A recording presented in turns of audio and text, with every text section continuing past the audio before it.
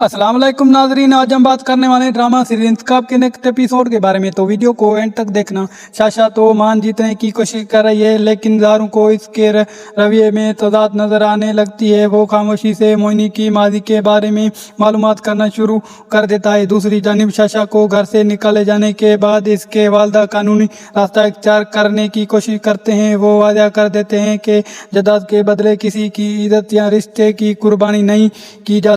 ये फैसला दोनों खानदानों के दरमियान एक नई कशीदगी पैदा कर देता है। तुम पर दारू को मोहिनी की मोबाइल पर एक ऐसा पैगाम नजर आता है जिससे शबा होता है कि मोहिनी अब भी किसी खुफिया शख्स से राब्ता में है।